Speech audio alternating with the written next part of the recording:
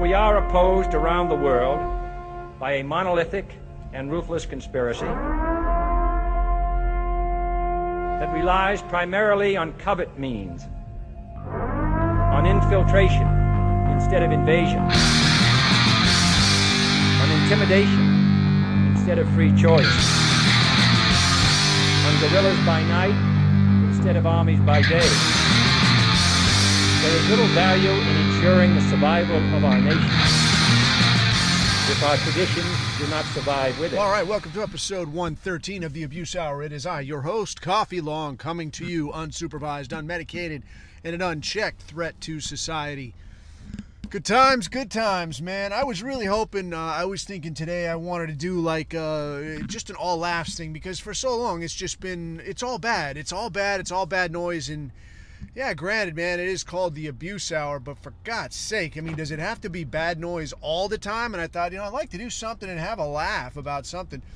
I don't know that it's in the cards, though. I want to hit on this, the Carmelo Anthony, this guy, this genuine broccoli-headed piece of work, man. What can you say about Carmelo Anthony that you can't say about a serious case of VD, right? But we'll come to him in due course. First, though, I guess I wanted to hit on a question that came up in the chat straight away. And Lord Marcus, player that he is, mentioned, he'd asked, hey, in the military, do people actually eat MREs? Dude, the MRE question, I mean, this is like, it's like the JQ of military living. So MREs, yes, people eat them, man. MREs are disgusting fucking stuff. So the deal on the MRE, this is meal ready to eat. And the idea of the MRE is that you get it in this big fucking box. And I can't remember how many of them come in each box, but you've got this giant box, and each of these things contains, I want to say around 2,000 calories. It's a shit ton of calories, but it will make you nasty constipated. You will not be happy. And these things are manufactured with, I don't know what kind of nuclear off-world preservative, but these things, like every MRE you're going to get is pretty much manufactured like 10 years ago. I don't know where they put them or why you can't have something that even loosely resembles fresh food. It probably goes, there's some kind of racket, I'm sure, like quick pigeonhole. Like everybody has kind of discussed, if you know anything about like military life, or even you have any kind of visibility on this, you will have noticed that the lesser thans in the military, your lower ASVAB scores, your less reliable people, yes, third country national types, Filipinos, blacks, these people occupy these positions, usually supply or in the mess hall or handing out keys so you can, drive somewhere in a vehicle. They occupy these, just like in real life, kind of dipshit jobs, like jobs that you could probably train a monkey to do. These are the jobs that, in some cases literally, right? But these are the jobs that these people have. Something I had noticed where food is concerned is that some of these fuckers, like, they've all got their rackets, right? Like, if they're involved, if there's any significant number of them involved, there's a black market, there's rackets, there's all kinds of shit. All right, so a specific instance of this, when I was deployed, my very, very first deployment, I would get up to go to breakfast because I like getting breakfast, and I would always see that, like, no matter how early I got up, the food that was out there, right, the cereal particularly, the breakfast cereal that is out there, is just the shit cereal. So you get these little boxes, like the little, single serving boxes, and it would always be like Corn Flakes, Special K, Rice Krispies, right? Like the cereal that nobody really wants to eat. And not that that goy slop is good for you, but if you get up in the morning, and you're deployed and you're just being miserable for most hours of the day, you look and you're like, I could go with a nice, a good looking cereal. Give me a Frosted Wheats, delicious goy slop tastiness. But no matter how early I got up, I would get out there and this is all that would be left. And I'm like, motherfucker. So I started getting up earlier and earlier and earlier. So pretty soon I'm getting out of bed because I got nothing else to do, right? Like I'm deployed. We weren't deployed anywhere good. It's not like you can go hanging out and sleep in. Like you're just somewhere that sucks ass. So I got nothing else to do. So this becomes a thing, right? So I'm getting up earlier and earlier and earlier. And pretty soon I'm like staking out this fucking cereal situation in the chow hall. And I watch the guy walk out, like the guy is just leaving and I go and look and I'm like, those motherfuckers. And I just know that this little Filipino motherfucker is taking the good cereals and running off with them. So I'm like, you son of a bitch. So I had at the time, just by the nature of my job, I had a little bit of rank where I could go to this dude and like, hey, do this shit. I'm going to stand here and watch you do this shit. I'm going to watch you empty this fucking cereal because they bring it out in this box and now pop it open and dump it out. So I go out there and now I'm out there watching them set up, and I'm like, all right, fuck sticks. Like today's my day. I'm getting good cereal.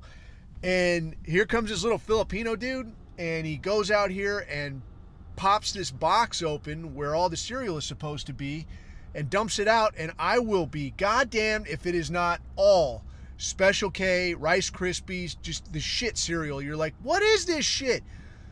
But then I notice, finally, I notice what's happening, and when the guy's walking out here with these boxes, that he's very carefully cradling them just so. And I'm like, dude, it's a box of cereal. Like, this is not a heavy item. And he's cradling it just so, and I walk over and I snatch this dude up, and I'm like, come here. And I take this big box that the cereal comes in, and what these fucks were doing was cracking open the bottom of the boxes and taking the good cereal, and they would rat hole this shit, and then they would trade it for whatever they want. So, whatever you want, you want something from some other department, you've got, good cereal to trade. I'm going to trade you this, you're going to give me that. So they've got their own little black market thing going. So I'm like, all right, smart fuck, go in the back and get a box that's not rat fucked like this, and you bring it back to me, and I want these cereals. Do it now. And when there's some bullshit that goes on.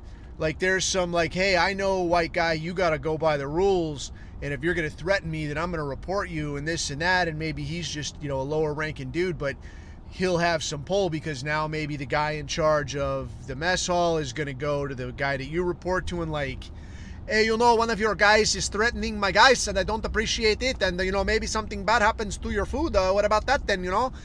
And what I noticed though is once you make that decision, you make that fucking leap that yeah, the gloves are off now, asshole. You got a fucking angry white man coming at your fucking neck. You better shit answers immediately. Suddenly is okay. I will hook you up, bro. I will hook you up. It's okay. It's cool.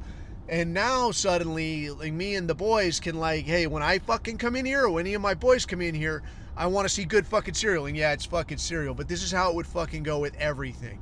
So food in the military was it's fucking horror, man. And this MRE situation, this is what you would get if you're out and away and you can't get to, the chow hall or whatever.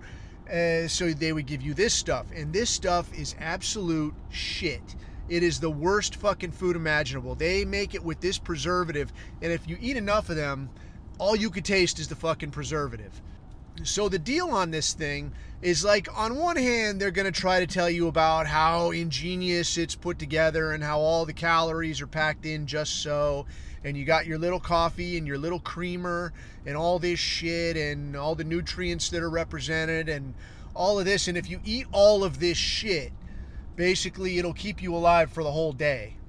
But you really got to eat everything in there. You got to eat all the creamer. You got to eat all the fucking coffee. You got to eat the little water flavoring pack. And they'll put it's a thing of Kool-Aid that they put in there. And the idea here basically is you dump this in your water and this will get you to drink the fucking water. Because otherwise the people that they're giving these things to are too fucking stupid to actually drink water. So you got to make it taste good so they'll fucking drink it, right? So the thing with these, man, is when I very first was introduced to the idea of the MRE, like, I didn't know, that like this is hell on earth. This is not delicious. And it's your first time doing it. And I was in training when I ever first got introduced to these. And I think what had happened, again, like not getting into too many fine details, but it was a piece of training that was designed to be absolutely fucking rock bottom, miserable in a surreal kind of a way. Like, am I even fucking awake right now? This is so fucked up. And what happened was we're out here training, and they get everybody all stretched out, like you go on a run where everybody gets all stretched out or something, and you're in a long ass line. All right, stop, assholes. All right, take seats. It's dinner time. And you're like, shit. So you're out here and you're miserable and dirty and unhappy, and then they come by and just dump you one of these fucking MREs and like, all right, everybody hold up your fucking MRE. Everybody's got an MRE, and they're like, all right, if somebody doesn't have one, you're all going to be in big fucking trouble. And like, you're the guy handing this out, man, and we're all fucked up. So they're like, hold up your fucking MREs. You're like, all right, here. And now, through some black magic, somebody wouldn't have one. Like, all right, idiots, you fucked up. Set your MRE down, and now you're going to fucking run off somewhere. You're going to run around in a circle or some shit. You're going to get all discombobulated. All right, get back over there. Everybody get an MRE and hold it up in the air. And you do this a few times, and every fucking time I would do it, I would end up with corned beef hash. And I'm like, God damn it. And you think, like, this is part of the gag, I think, is that just like the chow hall gag, they would fuck you around and they'd open the box of MREs and take out just a shit ton of corned beef hash and maybe a few other things that were Christ awful, fucking ham slice or the fucking hot dogs, 4 fingers of death. And they would just put just these and hand those out. And what would happen was everybody's like, shit, I'm miserable enough as it is, and now I gotta eat an MRE for dinner, and I got ham slice. This fucking sucks. So after we gaggle fuck up, and everybody has to run back, now I'm going to run back here and try to get a different one, different than the fucking ham slice. But the gag is, they're like, you're running all which fucking way trying to get a different one. Everybody else is doing that too. And you're only ever going to get another ham slice or a hot dog or fucking corned beef hash or something fucking awful. Right? So everybody's running every which fucking direction, and you're just going to keep this going until you come to terms with the fact that, like, I would rather just eat a shit MRE than keep running in fucking circles and getting fucked with and all this kind of thing. So it's just total fuck games. But the MRE then, man, like, the deal on these was I had a guy, my second crew that I was with, and this dude, he had done an exchange program. So like where you see in the chat where somebody had posted a holy shit, this got me heated, man. Somebody had posted a Russian MRE, and goddamn it, that looked like, even if it's nice packaging, for Christ's sake, it looks like good eating, man. And the stuff that we had, like, it was depressing and sad and upsetting, and I was so fucking miserable. And I guess to kind of back up a little ways, let me try to explain, like, the source of my disgruntlement on this. When I was a kid, this dude that I knew had a Japanese exchange student, and he was a nice enough kid, but my grandfather, who was in the Navy in the Pacific during World War II, and I don't know what all this dude was involved in or what all he fucking saw. I think that guy saw some motherfuckers getting, like, melted into the deck and shit, like some pretty fucked up shit. Because this guy was real fucking cool, but he had this distant sternness to him. They're like, I'm real fucking cool. I'll give you a quarter every time I see you because I'm a grandfather, but do not fucking try me. And I never fucking tried him. But he was always real cool. Nice guy, like real nice guy, until he saw this fucking exchange student. And I think I was like, I don't know, maybe 12 or some shit. And this kid is like a 12-year-old Japanese kid, and he's just like, hello. And my grandfather walks in and, like, immediately, like, 0 to 100 and like, oh, what are you doing there, Shanghai? And I'm like, Christ, it's a fucking kid. I'm like, hey, take it easy. And he's like, yeah, hey, you be quiet. You, what are you doing, Shanghai? And he's like, I know, understand. He's like, he understands. Look at me. What are you doing? And I'm like, bro, take it easy. Let's get the fuck out of here. So we kind of shoot away. And at the time, like, it didn't register to me at all. Like, what is it with old men getting so fucking spun about shit, you know, like this sometimes? And another time, I had a science teacher, And this guy, I guess by coincidence, had also been in the Navy and had been on submarines. And he was an old guy, and he didn't never really talk. It's what the fucking sub guys do, I guess, except suck each other off, as I understand, right? But anyway, but he starts talking about it, and he's saying that one time he met a guy from, the new Navy, as he called it, which was, in the 80s when I was a kid. And he's talking about, in this motherfucker, he's talking about, we had water hours. We had hours where these are the only hours that you could use the water. And you could see this guy getting visibly angry. Like, he was fucking pissed. And he's like, you want to hear about a hard time? You want to hear about a hard time? Let me tell you about melting ice so you can fucking shave. And I'm like, wow, that does sound like it sucked. And then after I got a little older and I actually had to shave, now I'm thinking about, like, why did you have to fucking shave on a goddamn submarine? Like, who are you going to see? Like, the admiral is not going to be walking by. I mean, what the fuck is going on? But I think that was part of the thing, that, like, you're having to melt ice just to, look pretty for some fuck stick that isn't going to be all right with you having a beard. And he was fucking heated. And I'm like, the guy you're pissed at isn't even fucking here. You're getting mad, like, at me at the class or whatever. And still, at the time, it didn't quite sink in. So later on now, when, like, the shoe is in my lap, right? I happened to be in the South, and I went to like this tour thing where I guess it was like a former plantation where they had slaves and such, and now it's like a destination type thing where you can do weddings or photos or whatever the fuck, lunch or whatever, right? And I'm hanging out and I'm reading all the signs, and the way that everything is now, everything is just such a fucking sob story, and it's on and on about people taken against their will from the land of their birth. Of course, no mention of the people who bought or sold them or were the primary, beneficiaries of this entire enterprise.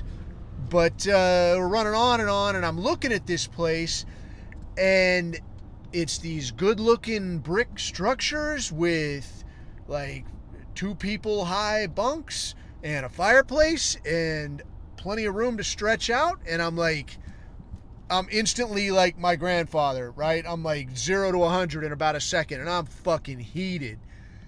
And my woman's like, what's wrong with you? And I'm like, man, you got to be fucking shitting me. I'm like, you want to hear about how I've lived in places, sleeping on bare fucking floors, eating absolute trash for food, and this is the kind of shit I'm supposed to feel fucking bad over? I would have counted my lucky stars. Everybody I worked with would have been like, we're staying here. This is the shit. Go, asshole. I see this shit and I'm like, instant fucking fury. And it seems like the older you get, like, the more inclined you are to this shit. At least me, anyways. Because I see, like, these Russian MRE situation and I'm instantly like, because these American MREs, dude, like, this is not good eating. So, again, to kind of get back on track here, when I very first ever learned to start dealing with these things or eating them or, trying to make something of them, this dude that I had worked for, this guy got on an exchange program, and he got to trade out where, like, we had dudes that would come over here for training from, like, all over the world. I worked with, like, some dudes from Greece. I worked with some fuckers from India. One dude from Singapore, like a bunch of motherfuckers from everywhere. And then in exchange, we would send other people to other places. And this dude that I worked with had a gig in Australia working with these dudes. So this fucking guy, I don't know what Australian MREs are like. Everything else I saw, like, I had 2 different Australia trips, and everything I saw was like, pretty much everybody around the world eats better, lives better, sleeps better. Like, everything is fucking better if you're a military dude, pretty much anywhere around the world, except maybe, the Foreign Legion or some kind of shit. So this guy is like all about, like, all right, look, here's how you rig these things up, and here's how you prep this thing, and he'd show you all these little fucking tricks. And I guess these Aussies, the SAS guys, like, they do a lot of out in the field bush type shit. So he's talking about, like, yeah, you're going to be out here for days, weeks, whatever the fuck. And he's showing you how to, like, strip down your MRE, and this is the shit you need, this is the shit you don't need. You compile all your shit paper so it's in one spot, and then he'll show you, he's like taping it up, and a lot of these things, they come in like, the pouches will come in like little cardboard boxes, and the ounces to pounds thing is no joke, dude. Like, you want to get rid of the extra weight type shit. So he'd strip away all these boxes, some stuff he's like, yeah, fuck this, and then tape all the shit together. And then, like, one of the most important things was that you got to have a fucking place to put this stuff after you eat it. So all these pouches and this kind of shit, like, you got to put this someplace. And it's got to be someplace, like, locked up. Like, you got to bring, like, an extra plastic bag to lock this shit up and lock it away. You keep it in your bag, and then you throw it out when you get home. So you don't just leave it, obviously, because somebody's going to stumble by and see that. You don't bury it, because a decent tracker will cruise by and he'll see that, like, oh, something's disturbed here. Let me fuck around and see if this is, like, somebody took a shit here, somebody buried something here. And then based on what they find and how much of what they find, they can figure out sometimes who you are, what you're doing. I mean, if you come across, like, some MRE trash and you're finding, like, the cardboard boxes, and you're finding, some of the shit that people would just throw away, like the little Tabasco bottle. Motherfucker, I hate Tabasco sauce like nothing you can imagine. I won't even go near that shit. If I smell that shit, I'm like instantly angry because it reminds me of MREs. Anyway, so if a dude finds like some Tabasco bottles, like the little bottles or the cardboard box that some of the pouches come in, or even worse, like the big pouch on the outside that the whole to-do comes wrapped up in, then you know that, like, you're dealing with some fucking schnooks. Like, you're dealing with some guys that are probably fucking helpless out here, can't fight for shit. And that ain't meant to be actually an insult. That's just a matter of fact. Like, you haven't been doing this long enough to be any good at what you're out here doing. Plus, you don't know how to stay a little bit invisible, so you're just leaving trash everywhere. Like, you're easy fucking prey. So that's just kind of the way that it is with this fucking thing. If a guy finds like a very streamlined, taped up fucking thing, or maybe some shit all mixed up, and I'll come to this, then you know that you might be dealing with somebody else. And that could be anybody from like just some grunt that knows what he's doing up to like an operator level. Like, this guy is probably with other guys that will fuck you up. Maybe we proceed carefully. So here's what I'm getting at with that is, some of these fuckers, like this guy that I'm talking about specifically, Mr. SAS, and like, oh my God, dude, this fucking guy, like, he wouldn't call it MRE trash. Like, in the States, we call it trash, right? In Aussie, they call it rubbish. So if you'd like tear the top off of a pouch, so his deal was this, like, you tear the top off of the pouch, but you don't tear it and leave it like attached. Like, somebody might think, they're like, yeah, if you don't want to lose it, tear it, but don't tear it all the way off. Now, you could sit there and eat the fucking MRE, if you must, but then you don't risk like losing this thing.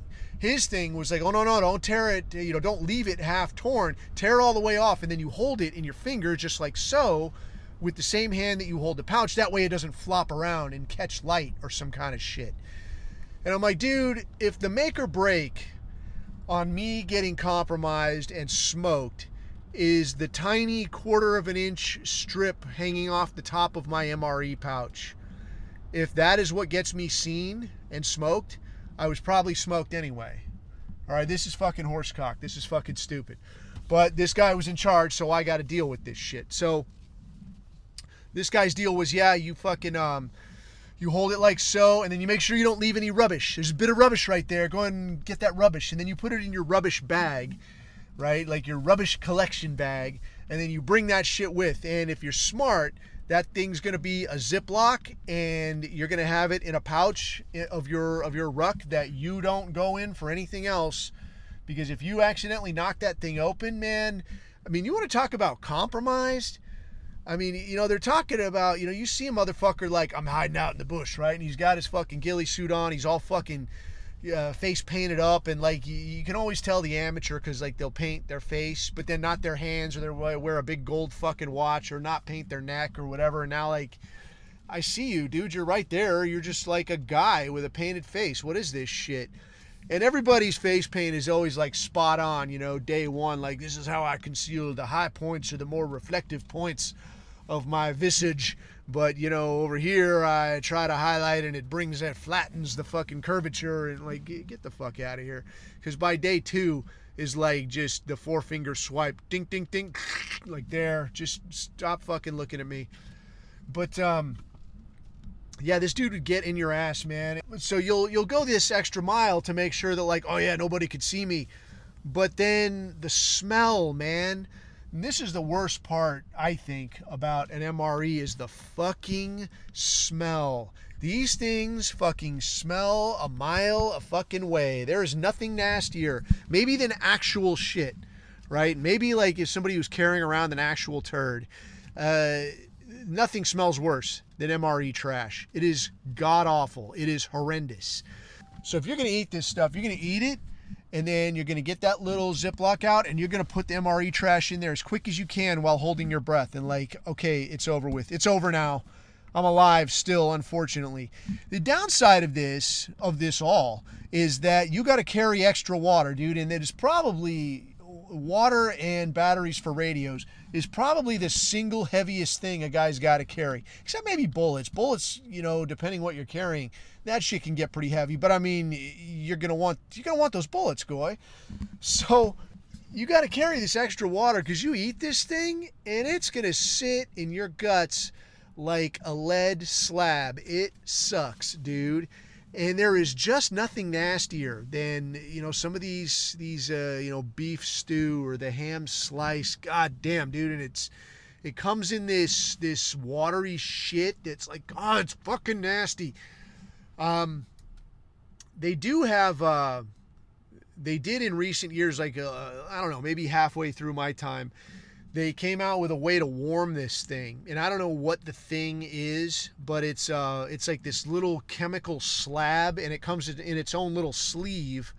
And the idea here is that you would, you'd put a little water in there, and it's got a little fill line on the bottom. You put a little water in there, the water reacts with whatever this chemical slab is, and it heats. So you would set the MRE, like you take the pouch out of the box, obviously, and you would slide it in there with this chemical shit, and now it'll sit there and it'll warm. So now when you pull it out, now you have a warm chemical sludge preservative to eat instead of cold chemical sludge preservative, which I guess if we're being fair is marginally better, still not very good.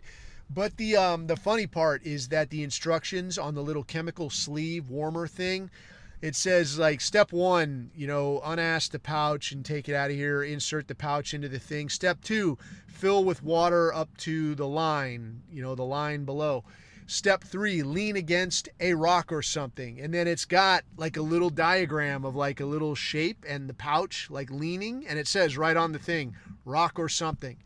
So that's the joke. Like if you've seen this, everybody's seen it, where you're like, what the fuck? Like what Chinaman made this up, dude?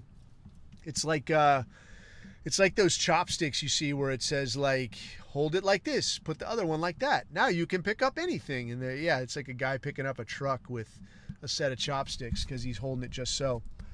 So as far as other MRE tips and tricks, there's like a whole, I don't know what you call it, man. Like this kind of desperate nerd culture, I guess you'd almost call it, like this novelty act bullshit where people will come up with recipes for how to make different shit. I mean, it's really prison caliber, man.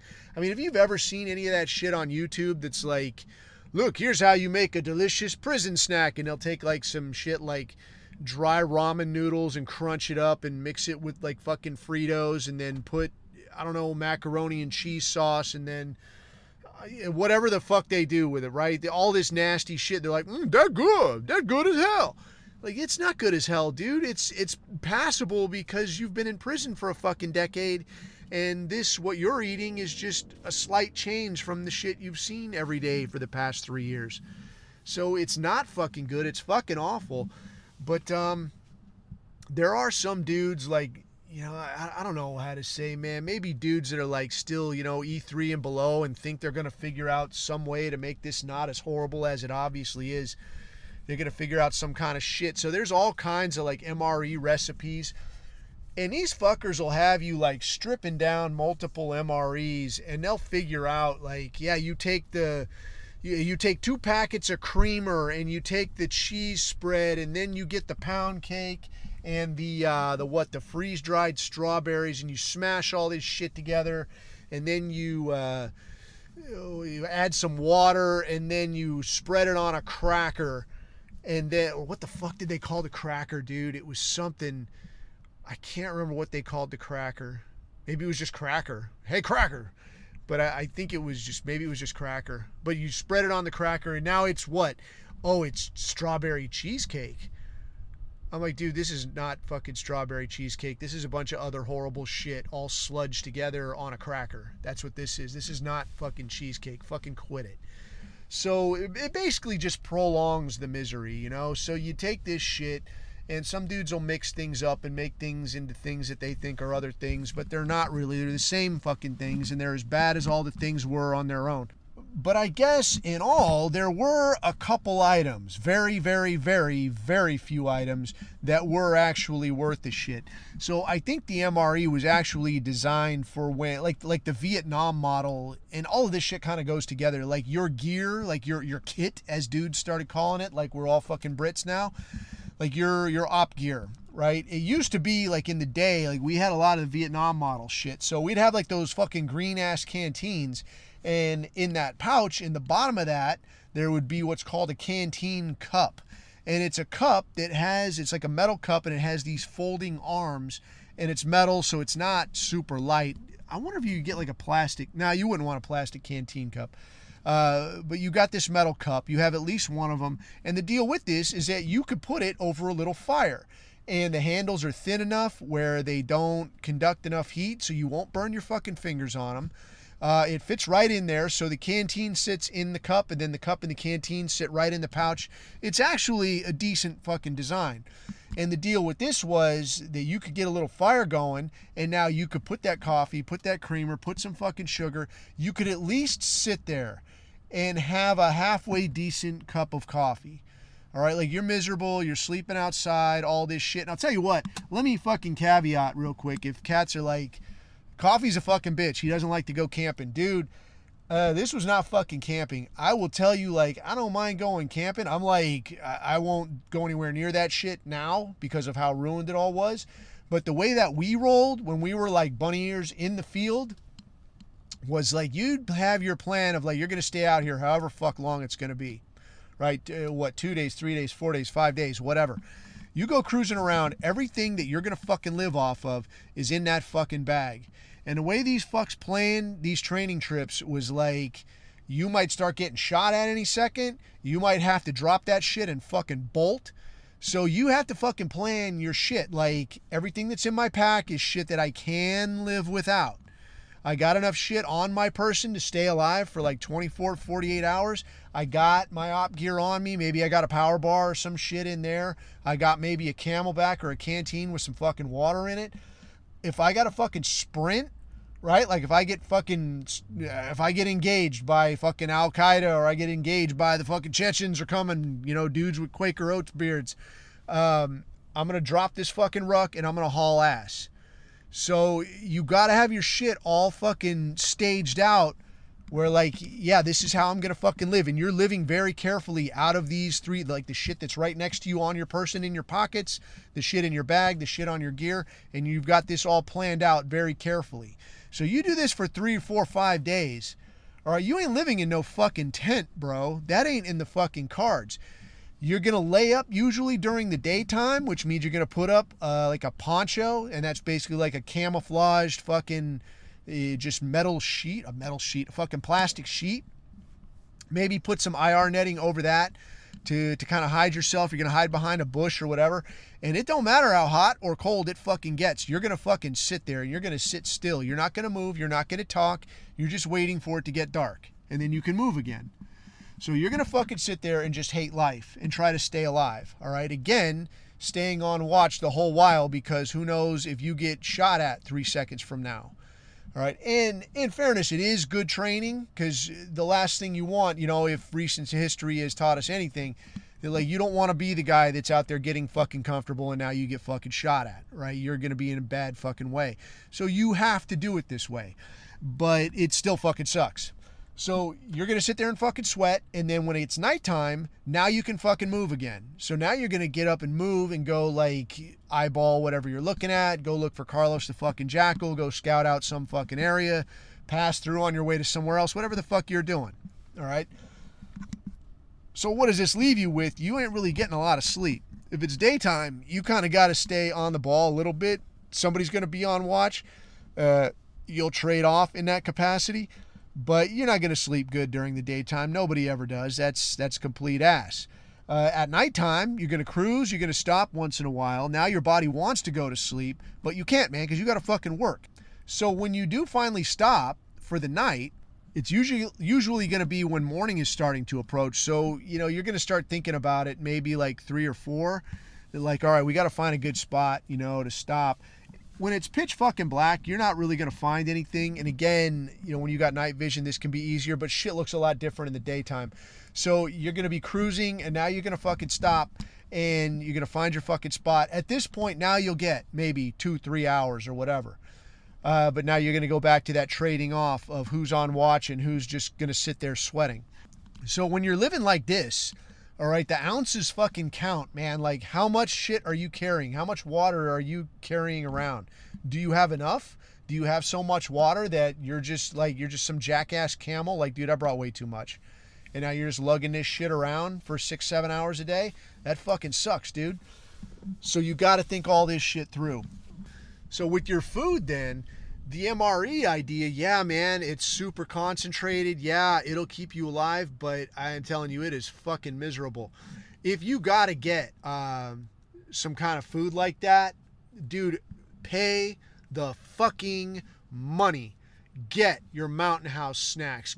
Get online. I mean, shit, online now, you get what you want. Order those individual snacks. Like, this is the thing I like. This is the stuff I like to eat. Order that shit. If you know that you've, I don't know, what you would be doing this for. I mean, like in a hypothetical, right? Like if you know you're going to go on the run for 2, 3, 4 days, whatever, or you're going to go on a hike 2, 3, 4 days, or you have your bug out bag and you're going to always keep a rotating stock of shit and you're going to plan this way, this would work too. But the way I like to do this was if I knew I'm going and it's going to be a 3, 4, 5 day kick in the balls, I would get the shit that I like to eat, man. Get some nice, get a decent, like some cheese, some salami, maybe some fresh fruit even. Something nice, dude. And that shit will last you the whole first day. So like that whole first day, man, whether you're sitting there or it's like you insert at night, you're going to hump for a while, then you're going to stop. Like you're going to stop, you're going to be able to sit down, have some fresh fruit, have a slice of cheese. Oh man, it's so nice. A little fruit juice or something. Gluck, gluck, gluck. Oh, it's just so kind, right? Even if you bring like a little flask of fruit juice, dude, it makes the difference, man. It makes all the difference. And now, like, that shit would go wrong within a day or two, but you don't need it to last a day or two. Just bring enough for, like, that first 24 hours of, like, there, dude. I had a nice little piece of food. I had some salami, some cheese, some fruit juice, some fresh fruit. Oh, man. Like, that just leaves you stepped up at such a level. Because you do get to a point where you're like, dude, I don't care if I get shot right now. Like, you're just praying for it. Like, dude, the very first patrol I ever went on in Iraq, I fucked up and wore all the body armor shit that they give you. Because I know what the fuck I'm doing, right? My very first legit fucking patrol, I had on fucking front plates, back plates, side plates, the catcher's plate fucking thing over your nuts, full-fingered gloves, like the whole fucking deal, man. And I was so goddamn hot, I was like, I'm gonna fucking die. And we're doing this patrol, like this kind of shakeout patrol in the middle of the day, so everybody gets kind of the lay of the land. And I'm walking and I'm not even looking around me no more. I'm just looking at, like, if the shooting starts, I'm going for that shade right there. If the shooting starts, I'm going for that shade over there. So I'm just like going shade to shade to shade because I'm so fucking miserable. So like when you start suffering a little bit, like your head will go to this kind of shit. And this is after I've been doing this for 10 fucking years. Like I trained on this for 10 years before I was no shit in the shit. And this was still my attitude of like, dude, I am going to fucking die in the next hour, man. I need to sit down. So something like, like your MRE, you think like, I'm just going to live on MREs, man. Fuck that, dude. You will become so miserable. Like you'll walk yourself out. I'm like, I give up, dude. Like what happened? I just got too miserable. I couldn't go on. Fuck this. I don't want to be an extremist no more. This fucking sucks. The food sucks. Yeah, man, you cannot put enough of a price on decent food. So moving along then, some of the stuff I wanted to hit on. Geez, I got long-winded on that shit, but yeah, anyway. So some of the shit that's going on, man, it warrants a little talking, and I think one of the things that caught my attention here recently was, one, I saw this school shooting, university shooting that went down in Florida at FSU. And if you haven't heard about this was a couple of days ago, but it's this kid, Christian Eichner. And I tried to get my head around exactly what the fuck happened here. And I don't know, it's hard to make out like what the fuck is going on here. So the way this played out was this kid, Christian Eichner, 20-year-old kid that was going to Florida State University, got a hold of his mother's pistol. His mother was a 18-year sheriff's deputy at I don't know what county, somewhere nearby in Florida, I guess. Showed up and shot a bunch of people, killed 2 people and injured 6. So I'll tell you, that's pretty fucked up. I don't support that kind of thing. People shouldn't do that kind of thing. Looking at the situation as a whole, though, there's some weirdness to it. And I'm not saying like conspiracy theory shit, but there's some weirdness afoot for sure. So for one, like the backstory on this kid was his original name, the name that he went by for a period of time. And I couldn't find a whole lot on this. This was difficult to kind of unravel. But this kid went by the name Christian Eriksen for a period and had dual citizenship in both Norway and the U.S. So he had been taken to Norway when he was 5 years old by his, what is described in the papers as biological mother. And I guess there was some kind of a custody issue between this woman and the kid's father that resulted in this woman essentially losing parental rights and being ordered to pay some amount in restitution. I don't know for exactly what, though. I don't know if that's child support or exactly what. So in fairness here, I don't know. That's as much backstory as I could find on that. His mom, his birth mother, if you like, did seem to be a little bit unfucking stitched. But, who the fuck knows, right? In any case, woman does seem a little bit unstitched. Kid changed his name to Eichner, which I am guessing is his father's name, appears to be his father's name. But why he would have had his mother's name is beyond me. I don't know if that's some quirk of Norwegian passport giving or exactly what, but this was something that's out there. So this kid then gets raised by his father and this woman, Jessica Eichner, who I'm guessing is his dad's wife, this guy's stepmom. He was going to FSU and had joined several political clubs. Well, at least one political club is mentioned. And I was looking at this in the Independent and a couple of other places, but it's very dodgy. So they're very quick to like, oh yeah, dude, he was a total Trump supporter. And he was described as a white supremacist by some of the people in these political clubs. And I think it was the Independent where they asked somebody associated with this political club that like, well, so you say he's like a white supremacist and a racist. Like, what did he do or what did he say? And I shit you not, it says right in the article, well, nothing comes to mind right away. He just had some very conservative beliefs.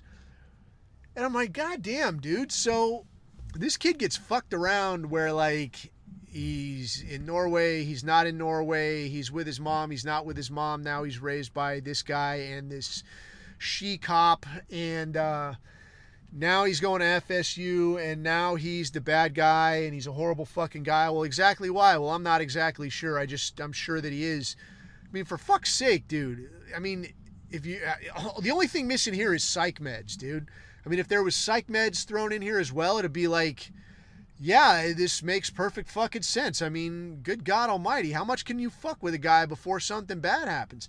And I ain't justifying just going off shooting at fucking, at people, but some people are weak-minded, dude. And I guess the thing is, when you compare something like this to this kid's situation to some of this other bullshit that people are giving a pass to, i.e. this shit in Texas with fucking, what's this fuck's name? Carmelo Broccoli Anthony. When you compare it to something like that, oh, well, over here, well, how far are you going to push him? You put your hands on the man. How much you going to threaten a man before you expect some retaliation? You got to watch yourself, how you deal with a motherfucker. And it's like, well, wait a fucking minute.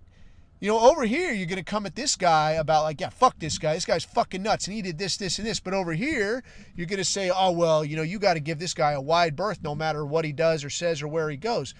So it's not to justify any of this shit, but to say that, like, what page are you assholes on? There's almost no fucking standards. There's no expectation. There's no sense of decorum of, like, this is how you fucking behave. This is how you treat people. This is how you talk to people. There's almost none of that. And then as it happens, of course, Zion Dawn comes out with, I condemn this shooting. I condemn any kind of violence. This is not the way Americans, not any American I would ever, claim. This is not fucking proper. It's just on it. Of course, he comes out and says something about that. Does he say anything about the Nog bringing a knife to a fucking track meet? Say anything about that? Does he say anything about my heart goes out to the family of Austin Metcalf? No, I'm not going to hear anything about that. Of course not. Because, no, I've been made aware of it. I don't know. We'll just have to let a lot of things happen sometimes. We've all got to work together. Let's not make this about race. Suddenly, we're working by a very different standard. But specific to that shit show, I guess that Nog has come out with, dude, I don't remember how much. I think it was like $400 and something thousand off of his Give, Send, Go shit. And these clowns immediately went out and bought an Escalade, rented a practical joke-sized house because they afraid, they be getting threats and shit, and they afraid. So they got to move somewhere expensive, and that's going to solve the problem. So they've also got representation, and I can't remember this Nog's name. It's like Dominique something.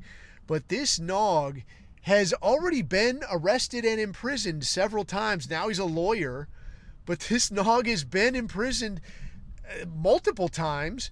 Once for beating the shit out of his girlfriend's 2-year-old son. Or 2-year-old kid. I don't know if it was a son or a daughter. It's a, Noglet, whatever. For beating the shit out of his girlfriend's 2-year-old. All right? So these are not fucking classy people, man. This is madness. For my money, I'm inclined to think that this Nog is going to bail, that this Nog is going to run. And what are they going to lose then? Like you're going to lose your house? Like in their mind, you're going to lose your house or this cash. I don't know how this Nog got bailed out. His bail was only like $250 or something, like $250,000.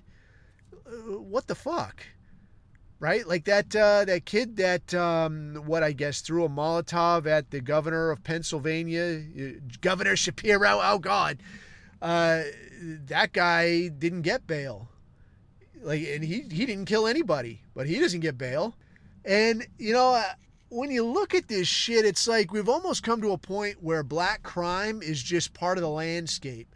Because, we'll wring our hands about, this fucking school shooting. And, that's fucked up, dude.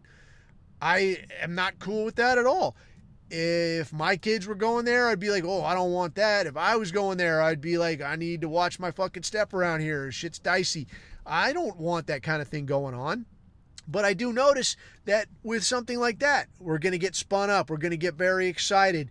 But then when it's just everyday black crime, oh yeah, some high school kid, three sport athlete. 3 sport athletes could be here.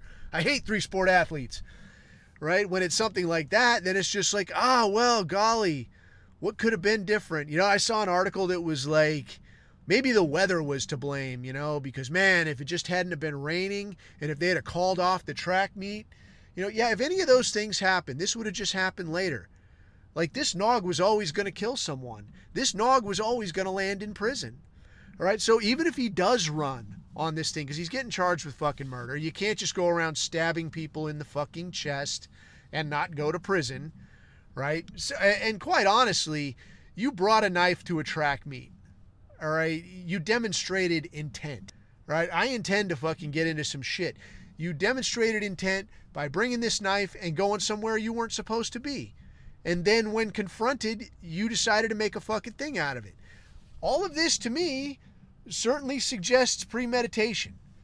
So, for my money, I think, well, I would say if he had a lawyer that was worth this shit, but he's got, Nog Lawyer Deluxe. But if he doesn't run, which I imagine he will, he's going to end up in prison one way or the other. He goes to prison on this, or he runs and he gets picked up doing something stupid. Robbing a liquor store, with a folding chair. Give me that money, I hit you with this chair and shit. Would that surprise you at all? It wouldn't surprise me a fucking bit. So, I mean, this was always going to end this fucking way. But just by way of comparison, I thought, we're running on, and the president needs to talk about a murder that took, or, this shooting that took place at FSU.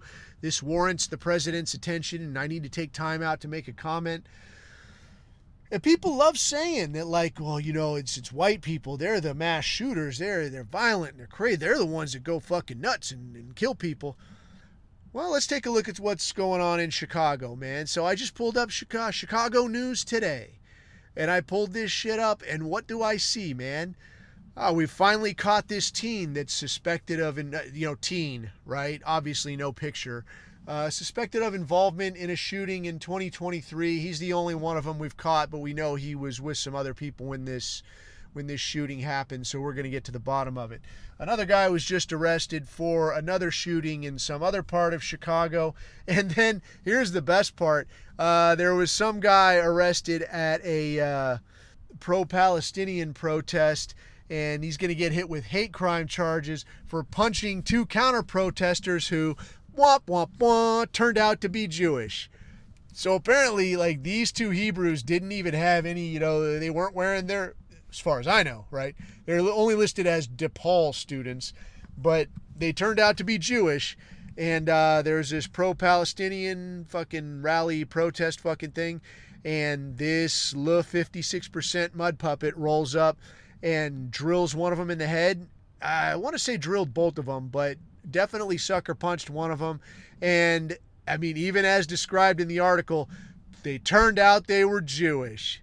And as it happens, the DePaul students were both Jewish.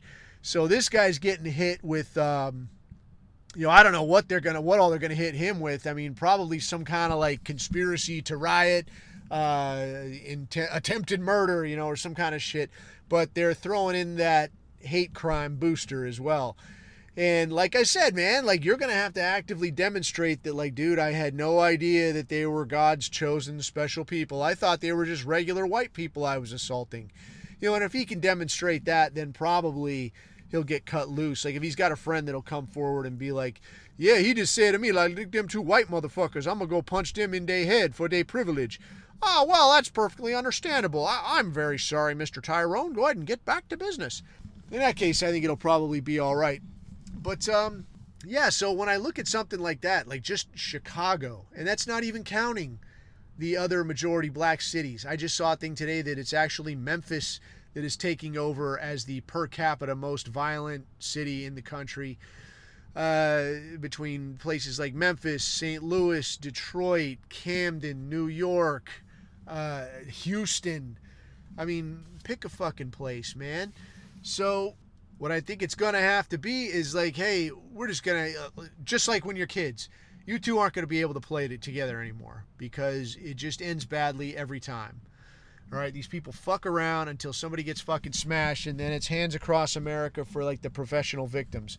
So me, what can you do, man? I mean, at best, of late, I guess all you could do is really just pop some corn and watch the fucking show. Oh, that reminds me, the thing I wanted to end on was this guy, and I can't remember this guy's fucking name. The guy that got deported to El Salvador, the guy they're calling Maryland Man, Maryland Father who got deported through a clerical error, and the Bush administration, the Trump administration admits that this was a clerical error and that he had permission to be here. What I'm hearing now, and I see the fucking report on this guy getting hemmed up, was that Maryland Father already had a deportation order. He was in the country illegally. But this asshole managed to show up to court and convince people that, well, yeah, because I'm a gang member, if I get sent back to El Salvador, I'm going to get killed by a rival gang. So I have to stay here. So what does the U.S. government do? Well, we can't very well send him home, can we? So when this idiot got contacted, he was in the company of two other illegals, and they were being contacted for purposes of asking about a recent murder. So they hit this guy up along with two other MS-13 guys to ask about a recent murder. The guy has $1,700 cash on him. They roll all three of them up, and then this asshole is like, oh yeah, but I have permission to stay. I'm Maryland Father. And like, yeah, no, go fuck yourself. So they launch his ass back, and now whoever this fucking judge is that's like, oh, no, you have to get him back here. And to his credit, that guy Bukele in El Salvador, the guy running El Salvador down there, is like, yeah, you could ask all you fucking want. I don't work for you, and I ain't sending that piece of shit back. He's staying right here where he fucking belongs. I appreciate it. What a fucking guy, right? So with that, man, I think that's about as much as I could stand. You've probably had your fill. If you dig this shit, man, leave it where somebody can find it. If you want to fuck with me, I am on the Telegram at The Abuse Hour, t.me/The Hour, or associated chat, t.me/rant room. Or you could try me on the gram. I'm niceguy.coffee, I think, for the time being. I went pretty hard in the paint on some Hall of Cost cattle car posting that I stumbled across this morning while I had nothing going, and I just sat there for like an hour straight and unloaded. And dude, I will tell you, some of these Brovet things, like the Hasbara has their hooks in deep, dude. Like, if you've seen it, I know you recognize it. They're like some of these professional Israeli shill accounts that are like, I'm just regular Joe, I work at a tractor store or whatever. And they get in there, man, and they're like just running with like straight Unit 8200 talking points. And man, just like MREs or slave quarters, that shit makes my blood boil. So I went hard in the paint for a good while. It was a pretty good time, man. If you get a chance, check it out. Anyways, that's enough for me, man. So until next time, you keep your eyes on the horizon and keep your neck out of the noose. I have been Coffee. These are my takes.